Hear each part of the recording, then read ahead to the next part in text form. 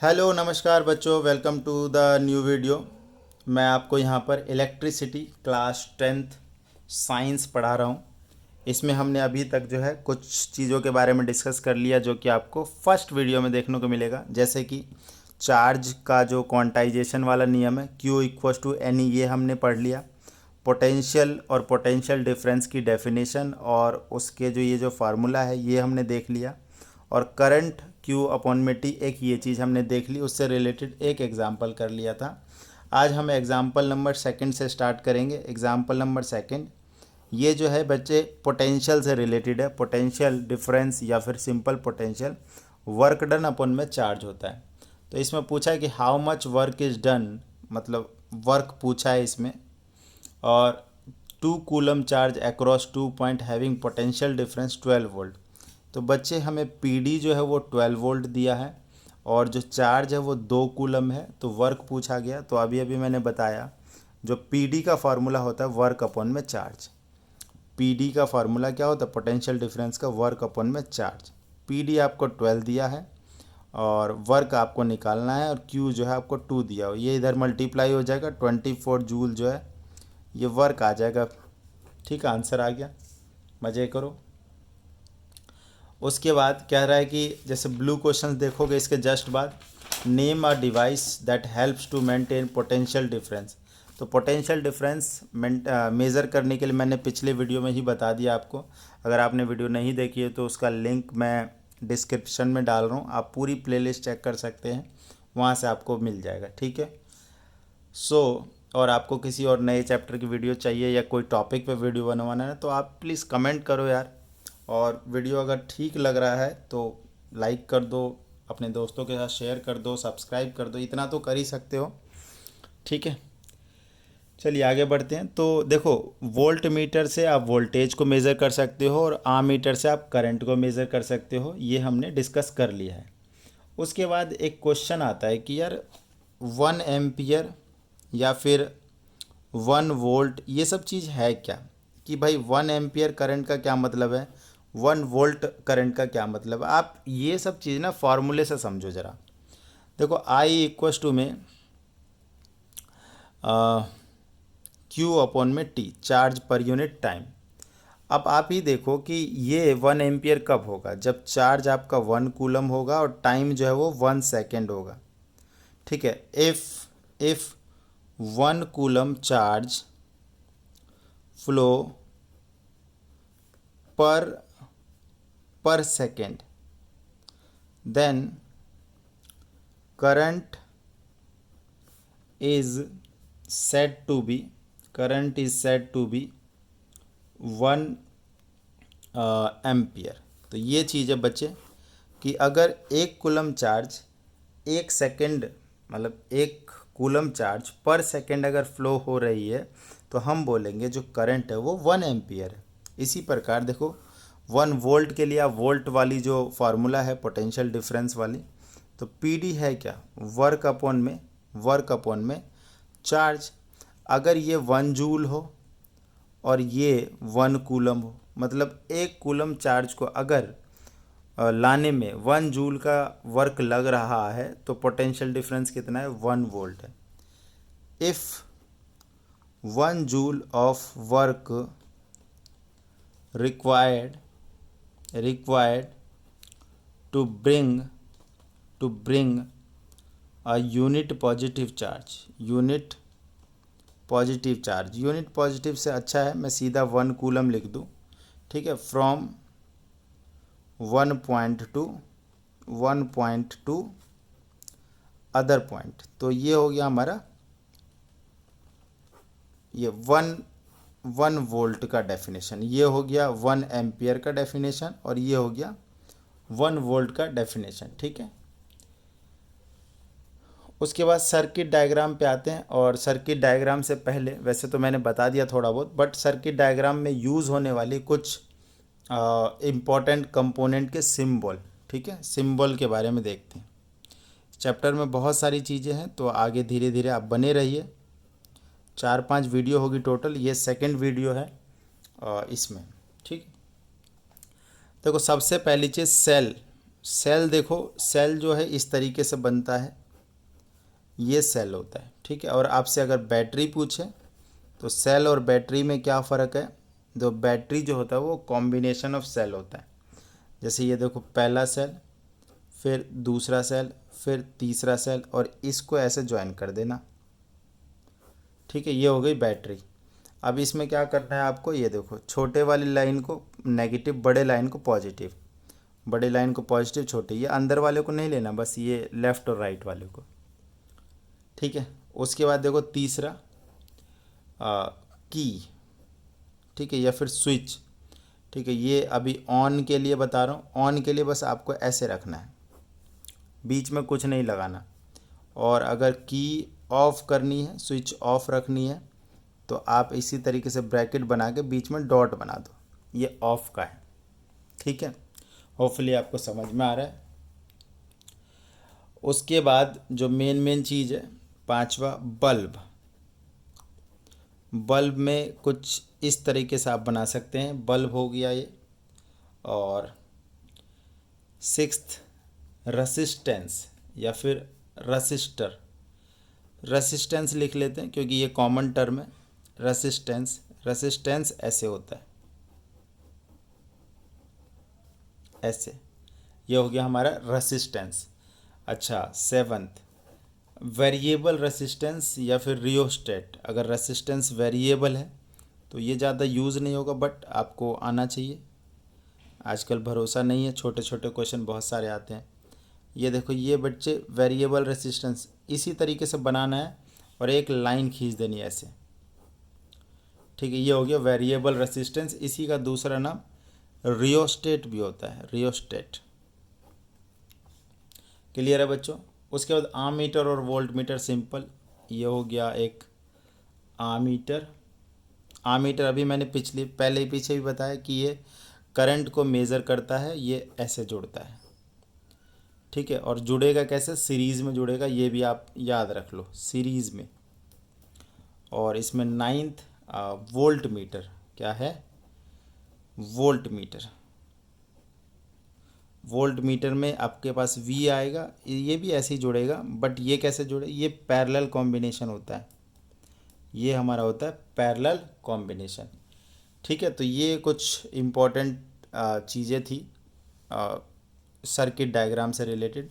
चलिए एक circuit diagram भी बना ही देते हैं, कोई दिक्कत की बात नहीं है। ये देखो, एक हमने लगा दिया इसमें बल्ब, और क्या क्या लगा सकते हैं, चलिए एक यहाँ पे लगा लेते हैं आमीटर,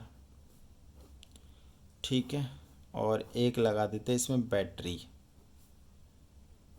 और ये स्विच ऑन कर देते हैं, ठीक है। स्विच ऑन में अभी बताया था ना, बीच में आपको ये लगाना नहीं है, अगर आप डॉट लगा देते हो तो स्विच ऑफ माना जाएगा वो, ठीक है। ये स्विच ऑन है, तो स्विच ऑन है तो करंट फ्लो करेगा, ये माइनस ये प्लस, ऐसे करंट फ्लो करेगा, ठीक है। करंट इधर जा रहा है करंट, और ऐसे ऐसे ऐसे आके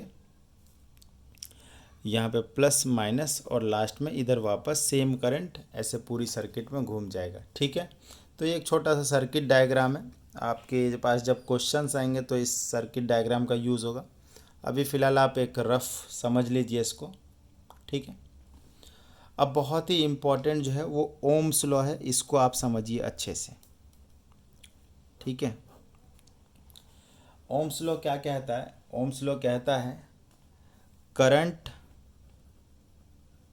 करंट फ्लोइंग, पहले इसमें ऐसा कह देते eight constant temperature, eight constant temperature. ये कंडीशन लगानी ज़रूरी है क्योंकि जो करंट जो होता है वो टेम्परेचर से अफेक्ट होता है। तो at constant temperature current flowing in the circuit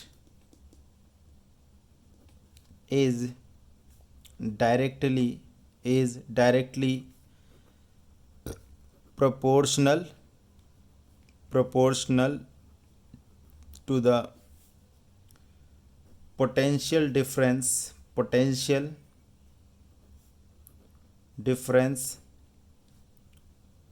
between two ends of the circuit. ठीक है, सीधी सी बात है, जो करंट जो फ्लो कर रहा है वो पोटेंशियल डिफरेंस के डायरेक्टली प्रोपोर्शनल है। आई कितना करंट फ्लो करेगा डायरेक्टली प्रोपोर्शनल है पोटेंशियल डिफरेंस कितना ज़्यादा है। या फिर इसको आप ऐसे लिख सकते हैं, V is directly proportional to I, V is directly proportional to I. ठीक है, या फिर आप यूँ भी लिख सकते हो कि V अपॉन जो I जो है वो कांस्टेंट है, और कांस्टेंट ना यहाँ पर ये कांस्टेंट क्या है, ये है R मतलब resistance. That means V equals to I into R, V equals to I into R. ये जो फार्मूला है ये ओम्स लॉ के लिए ये फार्मूला है। ठीक है, अगर हमें V और I में प्लॉट ड्रॉ करने के लिए बोले तो ये देख रहे हो, ये y equals to m x, मतलब अगर आप सिंपल देखोगे ना y equals to something 4x 3x 4x, maths में क्लास 9th में इस टाइप के फॉर्मूले से ना कर्व प्लॉट करने के लिए था। तो हम इधर रख देते हैं पोटेंशियल डिफरेंस को, PD को रख देते हैं इधर, और इधर जो है ना हम लोग रख देते करंट को, और इस तरीके से एकदम स्ट्रेट लाइन ग्राफ हमें देखने को मिलेगा। क्लियर है? अब यहाँ पर एक टर्म आया बच्चे R। ये V तो देखो, V तो हमारा पोटेंशियल डिफरेंस PD है, और I जो है वो करंट है। ये दोनों टर्म पहले से चलते आ रहे हैं। करंट की SI unit ampere, potential difference की SI unit volt. Potential difference को वोल्ट मीटर से मेज़र करते हैं और करंट को आमीटर से मेज़र किया जाता है, राइट। अब यहाँ पे ये जो टर्म आया रेसिस्टेंस, ये बड़ा ही इम्पोर्टेंट है, इसको समझना है, इससे पे बहुत सारे क्वेश्चन होंगे। रेसिस्टेंस देखो 4 बातों पे निर्भर करता है। रेसिस्टेंस मतलब अगर डेफिनेशन की बात करें, the ability of conductor to resist, conductor या फिर मटेरियल कह सकते हो आप, कंडक्टर या फिर material, to resist the flow of current, to resist the flow of current के फ्लो को रोकना। ठीक है, अब फैक्टर्स की बात करते हैं तो 4 फैक्टर है टोटल। ठीक है, किन फैक्टर्स पे डिपेंड करता है, तो 4 फैक्टर है। पहला नेचर, पहला क्या है नेचर, और दूसरा टेम्परेचर। ये दो तो जनरल है। अब नेचर से आपको समझ में आता है कि नेचर के हिसाब से कोई कंडक्टर होता है, कोई पुअर कंडक्टर होगा, कोई सेमी कंडक्टर होगा। बाकी टेम्परेचर और रेसिस्टेंस में क्या लेना देना, अगर आप टेम्परेचर को बढ़ाते हो तो रेसिस्टेंस भी बढ़ेगा, टेम्परेचर बढ़ाओगे तो रेसिस्टेंस बढ़ेगा। ऐसा इसलिए होता है क्योंकि टेम्परेचर बढ़ाने से जो काइनेटिक एनर्जी ऑफ इलेक्ट्रॉन है वो इंक्रीज़ कर जाती है, और इलेक्ट्रॉन की काइनेटिक एनर्जी बढ़ने से उसमें वाइब्रेशंस आ जाएंगे, और वाइब्रेशंस आने से उसमें एक एक्स्ट्रा हीटिंग का इफ़ेक्ट चालू हो जाता है, जिसकी वजह से रेसिस्टेंस बढ़ जाता है और उसका कंडक्टेंस कम हो जाता है बच्चे। तो ये 2 जनरल है। इसके अलावा थर्ड लेंथ ऑफ कंडक्टर, तो लेंथ ऑफ वायर कह सकते हैं, लेंथ ऑफ वायर। ठीक है, और इसमें डायरेक्टली प्रोपोर्शनल होता है, जो रेसिस्टेंस होता है directly proportional to length of wire होता है, इस तरीके से देखो। और चौथी चीज़ है area of cross section of wire, area of cross section of wire. तो रेसिस्टेंस जो होता है वो inversely proportional to area of cross section, जितनी मोटी वायर रेसिस्टेंस उतना ही कम।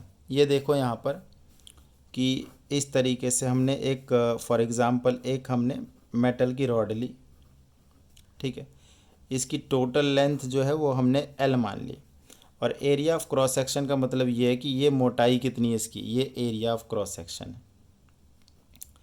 ठीक है, जो मेटल है उसकी मोटाई की बात कर रही जा रही है एरिया ऑफ क्रॉस सेक्शन के लिए। तो ये लेंथ और ये अगर इन दोनों को कंबाइन कर दिया जाए तो R is directly proportional to length upon A का रेशियो। और इसमें प्रोपोर्शनैलिटी अगर हटाते हैं बेटा तो ये R equals to rho L upon में A। अभी एक चीज़ पे आएंगे हम। R तो रेसिस्टेंस हमने बात करी ली, L लेंथ ऑफ वायर है और A area of cross section. ये देखो, ये ऐसा दिखने वाला साइन है, इसको रो पढ़ा जाता है, RHO। RHO ये जो होता है स्पेसिफिक, इसको सिंपल देखो, वैसे तो रेसिस्टिविटी कहते हैं। क्या कहते हैं?